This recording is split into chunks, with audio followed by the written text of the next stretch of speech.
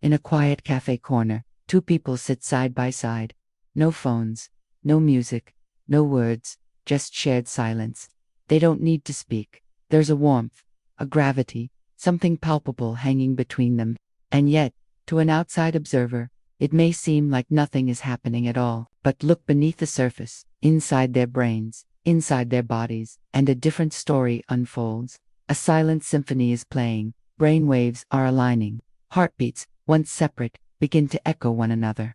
Cortisol, the stress hormone, dips, oxytocin, the bonding hormone, rises. Something real is happening biologically, neurologically, emotionally, in the absence of words. So what exactly happens in the brain and body when two people share silence? Is silence truly just the absence of sound, or is it a kind of language all its own, one that bypasses words to speak directly to the nervous system?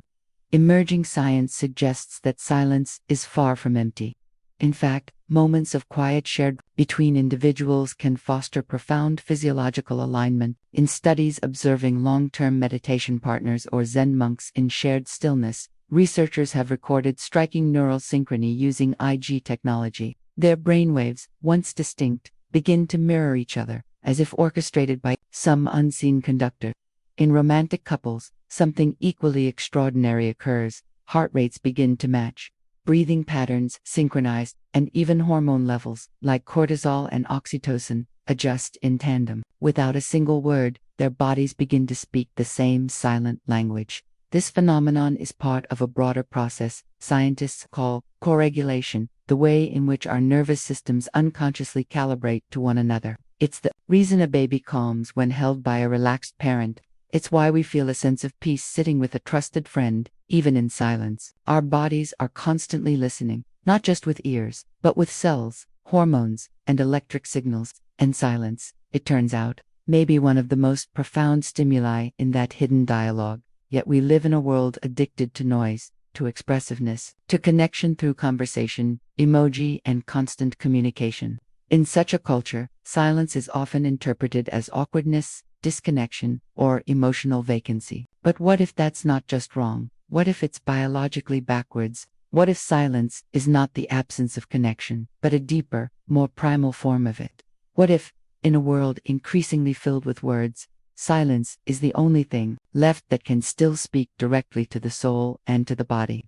This is the paradox at the heart of human connection. While we chase meaning through language, we may be overlooking one of the most powerful forms of communication available to us, the shared, quiet, where nothing is said and yet everything is felt. Silence, though often overlooked in modern life, has long been a vital thread woven through the fabric of human history, not as a void, but as a presence, a tool, even a sacred act. Across cultures and centuries, silence has served not just spiritual aims, but deeply social and biological ones. In Native American traditions, periods of silence were essential in council circles, where listening was considered a moral and communal act. Speaking too quickly, without thoughtful pause, was seen as careless or even disrespectful. In Buddhist monastic life, silence is a cornerstone practice, a gateway to insight, empathy, and unity. In early Christian monasticism, the great silence marked the hours after evening prayers, a time to reconnect inwardly and with God, but also to foster communal peace. These weren't just spiritual performances, they were practices grounded in deep attunement to the rhythms of the body and the emotional states of others. Silence also played a crucial role in indigenous systems of conflict resolution, where heated debate was cooled not through argument but through long, reflective silences. These moments allowed emotions to settle, permitted deeper truths to rise, and created space for empathy to flourish. In these settings, silence was not absence, it was active, even alive. Today, neuroscience is beginning to catch up with what these ancient cultures intuited, that silence is biologically powerful. When two people share a moment of nonverbal presence, even without touch or speech, something remarkable happens. Mirror neurons in the brain begin to fire as if experiencing the other's internal state. The vagus nerve, which governs our parasympathetic rest and digest system, becomes activated, lowering heart rate and promoting calm. Oxytocin, the hormone responsible for bonding and trust, increases. The body responds not to sound, but to presence, to the simple awareness of another person in stillness. Yet, this deep biological tuning is under siege in the modern world. We are living in an era of unprecedented noise, literal and metaphorical. Urban environments flood us with sonic clutter, traffic, construction, digital pings, ambient chatter. These aren't just annoyances. Chronic exposure to noise has been linked to a host of stress-related disorders, including hypertension, sleep disruption, impaired immunity, and even anxiety and depression.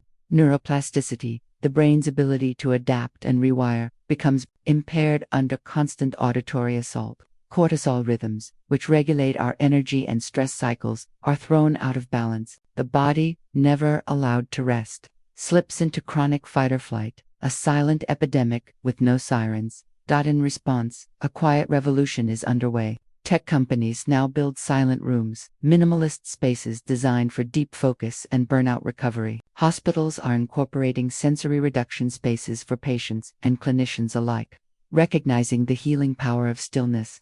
And in the field of psychotherapy, the language of healing is shifting. Somatic therapy, trauma-informed care, and polyvagal approaches are emphasizing something radical, that the most important part of healing might not be what is said, but what is felt in the presence of a calm, regulated other. Silent presence, in these contexts, becomes more therapeutic than talk. The body, long overwhelmed by sound and overstimulation, finally finds a place to rest and rewire. This brings us to a strange and urgent paradox.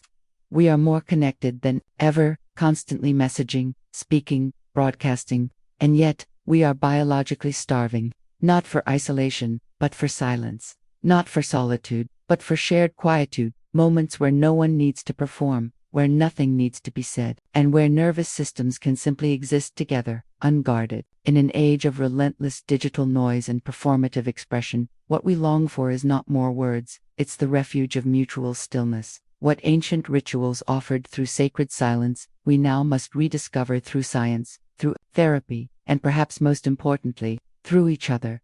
Certainly here is your inciting discovery dilemma section, rewritten entirely in paragraph form for narrative flow, with all key points preserved. In 2006, a group of neuroscientists set out to explore how different types of sound, from classical music to ambient noise, affect the brain's stress levels and cognitive activity. But what they didn't expect was that silence, used as a control condition, would outperform every sonic stimulus. 2 minutes of silence produced deeper relaxation, reduced cortisol levels, and increased brain activity in regions associated with memory and emotional regulation. It was a startling discovery. Silence wasn't neutral, it was medicinal. A few years later, in 2013, another study explored the impact of auditory environments on brain plasticity. Again, the most remarkable outcome came from silence. Mice exposed to just 2 minutes of quiet experienced increased neurogenesis in the hippocampus, the brain's memory and emotional integration center. In the absence of input, the brain began to grow. More recently, studies of silent meditation retreats have added even more depth to the picture.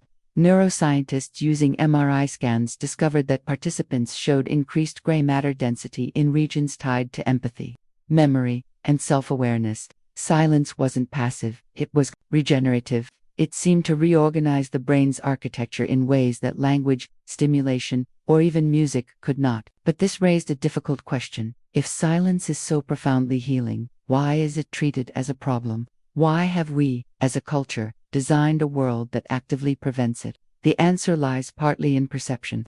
In many Western cultures, silence is often interpreted as a void, an awkward pause, an emotional absence, a failure to engage. From early childhood, we're taught to fill space with words. In classrooms, students who are quiet are often assumed to be disengaged or uncertain. In social settings, silence is frequently met with discomfort or suspicion.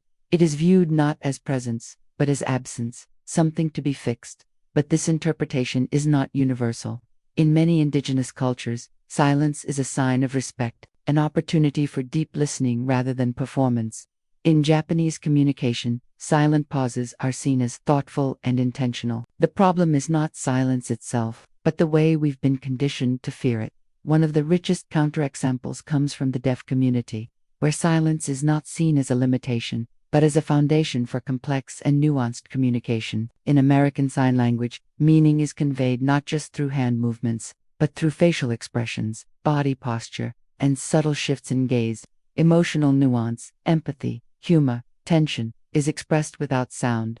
Neuroscientific research has shown that deaf signers activate many of the same brain regions involved in spoken language, and in some areas, even more robustly. Studies have found stronger interhemispheric connections and increased activity in areas responsible for social bonding and emotional processing. This reveals a deeper truth. Silence is not the absence of communication, it's a different language, a language of presence, rhythm, and embodied meaning. But this brings us to an ethical dilemma, one that sits uncomfortably at the intersection of biology, economics, and culture. In a world driven by monetized attention, silence holds no market value. It can't be packaged, branded, or endlessly refreshed. Our devices are designed to prevent it. Notifications interrupt it. Background noise masks it. Even mindfulness apps, which claim to promote stillness, often clutter themselves with achievements, soundscapes, and reminders, turning the promise of silence into yet another form of stimulation. And so we are left with a quiet contradiction. Our brains need something that society is actively engineering out of existence.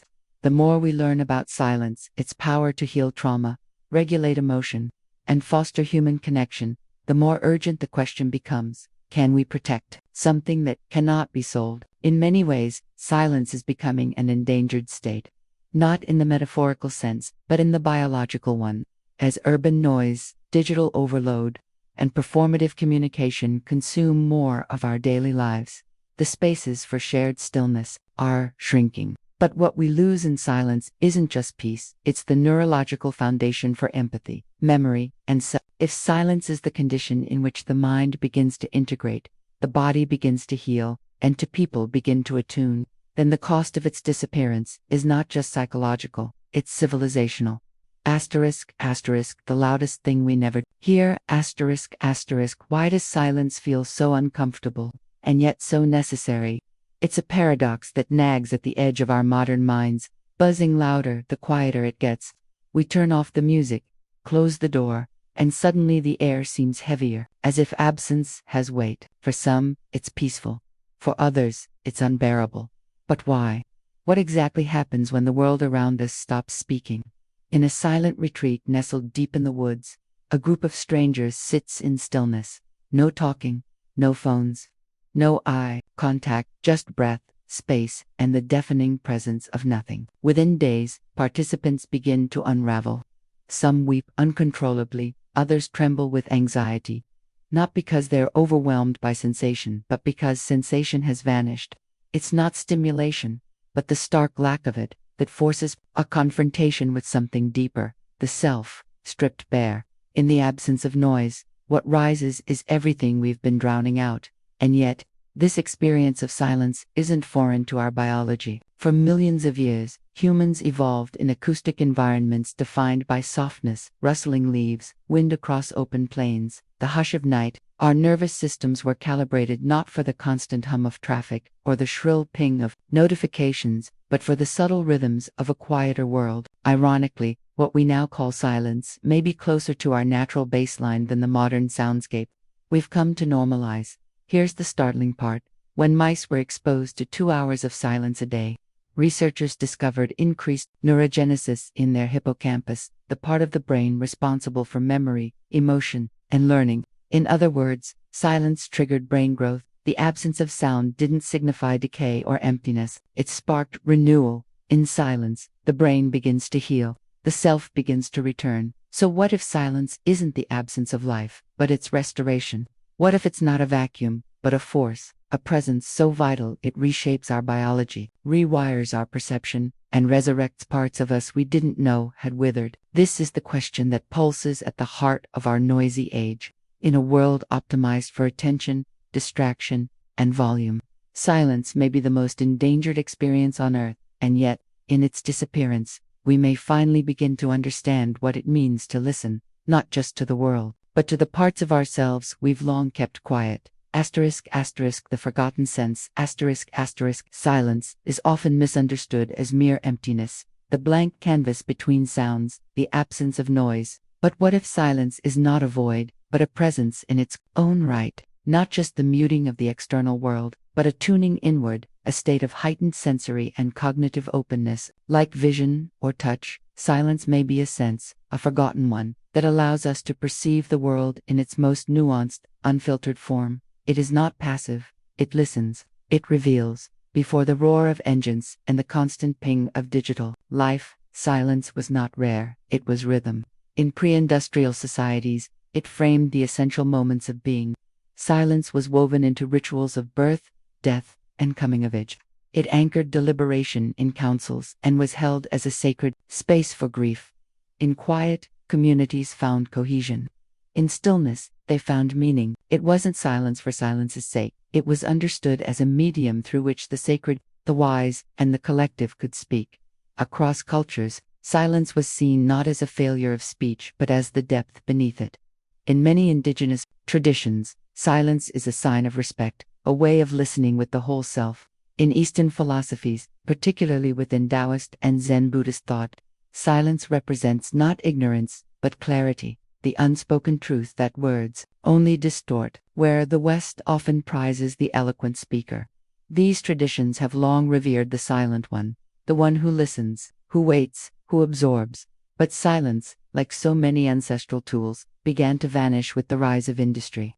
The Industrial Revolution didn't just reshape cities and economies, it restructured consciousness. The clatter of machines and the regimentation of time pulled people from natural rhythms and into artificial urgency. With the advent of radio, then television, and eventually the omnipresent glow of the smartphone, the invasion of inner space was complete. Noise ceased to be environmental, it became psychological. We internalized it. We became it, and the body keeps the score. Chronic noise, even low level, triggers a persistent release of stress hormones like cortisol and adrenaline. Over time, this elevates blood pressure, suppresses the immune system, and alters brain function. Studies have shown that children exposed to constant background noise, like the hum of traffic or electronics, develop reduced working memory and language skills. Adults suffer too shorter attention spans, fragmented sleep, heightened anxiety. We are not just distracted, we are neurologically under siege. The urgency is not philosophical, it is biological. Burnout, insomnia, anxiety disorders, and rising cognitive dysfunction are not just byproducts of busy lives. They are symptoms of a world without quiet. In schools where silence is rare, students struggle to concentrate. In hospitals, recovery slows in noisy wards. In cities, constant sonic assault shortens lives. Without silence, we're not merely unfocused, we become fragmented. The self, deprived of the space it needs to integrate experience, begins to fray. Silence, then, is not luxury. It is infrastructure, a biological necessity as vital as sleep, nutrition, or touch. And in forgetting this sense, we may be losing something more than peace. We may be losing the coherence of our own minds. Only in paragraph, from the noise machine to in today's world, silence is often treated not as a resource, but as a problem, a signal of disengagement, awkwardness, or inefficiency. In classrooms, teachers fill every second with instruction or media, fearing that silence means students are bored or unproductive. In politics, a candidate who pauses too long risks being seen as uncertain or weak. In business, silence is often mistaken for stagnation. Meetings, emails, brainstorming sessions must be constantly filled with noise to prove that work is happening. Stillness is rarely seen as a form of intelligence. Instead, we've built a world where noise equals progress. This obsession has a history. The Industrial Revolution didn't just bring machines, it brought machine logic into human lives. Factory floors operated under relentless noise, and later, open-plan offices were designed to mimic that hum of productivity. Add in 24/7 news cycles, algorithm-driven content streams, and the rise of constant self-marketing, and we've created a culture of perpetual sensory alertness. The brain, once attuned to intermittent sounds in a natural world, is now bombarded without pause. It's not just information overload, it's meaning dilution. The more we hear, the less we process. This has sparked growing concern in medicine and mental health. Diagnoses of ADHD are soaring, particularly among children who grow up without quiet. Their developing brains conditioned to constant novelty and distraction. Some therapists have begun prescribing sensory fasting, structured periods of silence and stillness, not as spiritual practice, but as neurological treatment. The science backs it up. Silence strengthens focus, deepens memory consolidation, and lowers stress hormones. Our brains need silence like our lungs need oxygen. In hospitals, the consequences are especially clear. Studies show that patients in quieter environments experience faster recovery times, better sleep, and lower anxiety levels. Yet many modern hospitals are sonic battlegrounds, filled with alarms, intercoms, and bustling corridors. Some pioneering clinics are now enforcing quiet zones, finding that even modest reductions in ambient noise dramatically improve outcomes. The implication is stark. Noise doesn't just distract, it delays healing. Despite this, myths persist. One popular belief is that background music enhances concentration, but repeated studies contradict this, showing that, while certain tasks may benefit from low-level sound, silence consistently outperforms noise in memory retention, deep thinking, and emotional regulation. Yet the myth endures not because it's true, but because silence feels foreign, and because noise sells. That's the deeper conflict. Capitalism has a vested interest in destroying silence. In the attention economy, every pause is a missed opportunity to monetize. Every moment of stillness, a blank billboard. Algorithms feed on clicks, and silence generates none. So we are trained to fill every gap with podcasts, videos, messages, pings. The result is a kind of cultural claustrophobia, where we fear the very condition we most need to recover. Yet, resistance is growing. Movements advocating for quiet parks, silent dining, digital detoxes, and sensory retreats are pushing back, reclaiming silence as a public good. These aren't luxuries, they're survival strategies. But they also raise a difficult moral question. Who gets access to silence?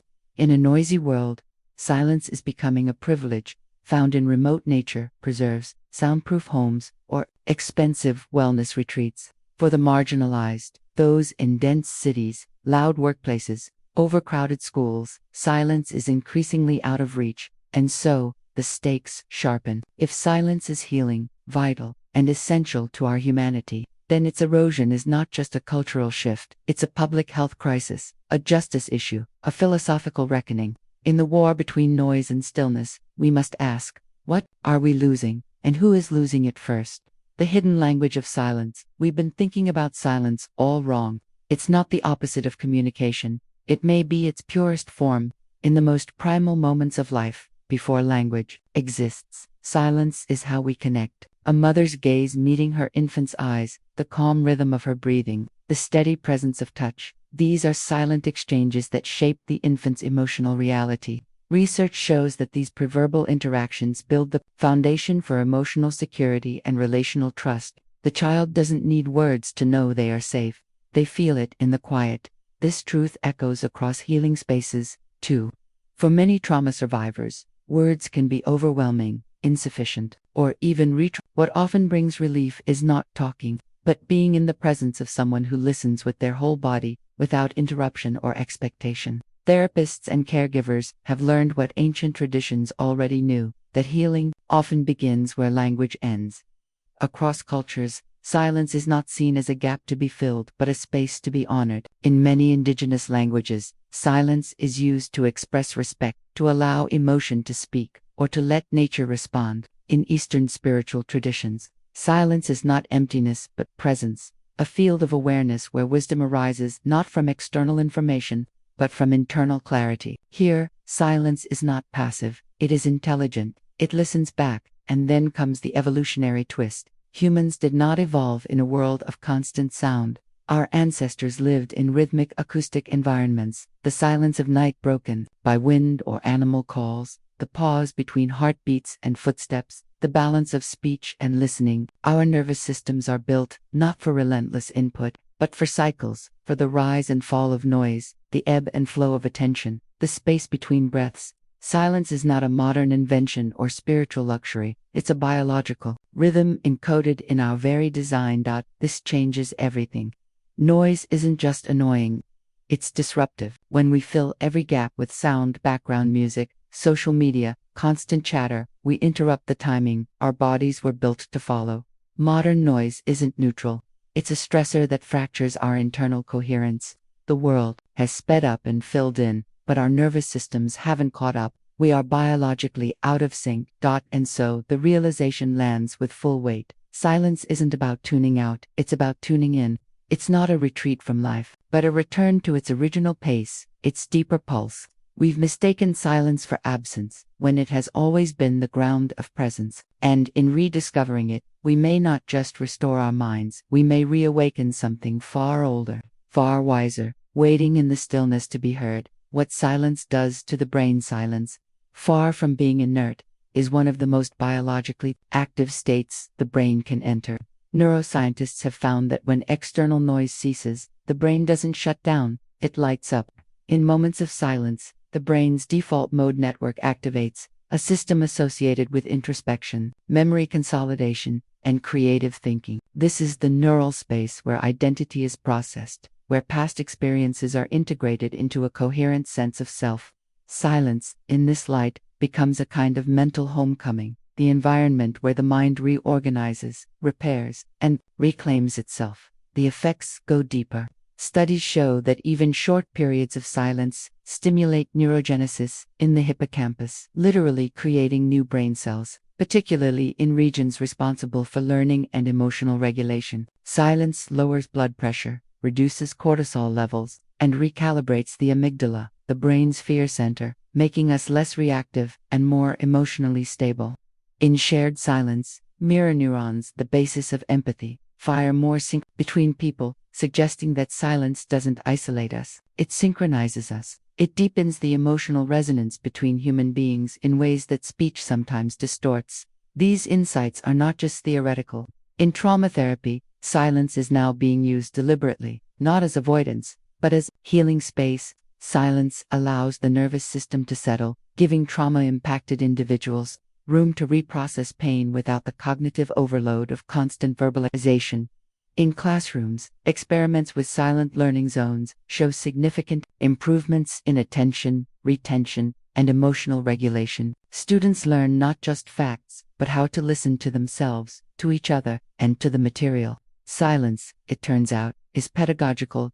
Architecture, too, is waking up to the power of silence. The deliberate design of quiet spaces, libraries, sacred buildings, natural preserves, serves a function beyond aesthetics. These are environments where silence is not just permitted but protected, reinforcing the idea that stillness is spatially as well as neurologically necessary. Urban quiet zones and remote sound sanctuaries are emerging around the world, part of a growing movement to safeguard silence as a human right, not a luxury for the privileged, but a resource vital to public mental health. The evidence keeps building. A prison rehabilitation program in Norway uses extended periods of silence as part of restorative justice. Participants report lower aggression, greater emotional insight, and a shift in self-perception. At tech-free retreats and digital detox camps, people consistently describe emotional breakthroughs, not from stimulation, but from its suspension. Silence, for many, reintroduces them to a part of themselves they didn't know was missing. And this is the crux of it. Silence is not an absence of input, but a reorientation of awareness. It's not a void, but a vessel, one in which the brain heals, the self coheres, and relationships deepen. The science is clear. Silence is not a luxury, a weakness, or a retreat. It is a biologically active state, one our nervous systems hunger for, our minds thrive in, and our culture has nearly forgotten how to value. Reclaiming it may be one of the most vital acts of collective healing left to us. The shared stillness too. People sit side by side. No words pass between them. No gestures are exchanged. And yet something unmistakable is happening. An awareness, a warmth, a recognition that runs deeper than speech. It is not awkwardness that fills the space, but presence. In the quiet, neither is performing, persuading, or proving. They are simply there, together. And in that shared stillness, a different kind of communication unfolds, one that doesn't ask to be explained, only felt. Silence, then, is not a void. It is the vessel that holds what cannot be said. It is the breath between thoughts where meaning has room to settle. The space in which grief softens, memory finds its shape, and empathy grows its roots. In silence, we stop editing ourselves. We begin to witness, and perhaps, In that witnessing, something sacred is restored, not because silence adds anything, but because it finally takes nothing, in a world louder than ever, with voices clamoring for attention, platforms built on performance, and systems that monetize our every reaction. What might we hear if we stopped speaking? What might we remember if we stopped scrolling? Who might we become if we simply listened to the world, to each other, to ourselves?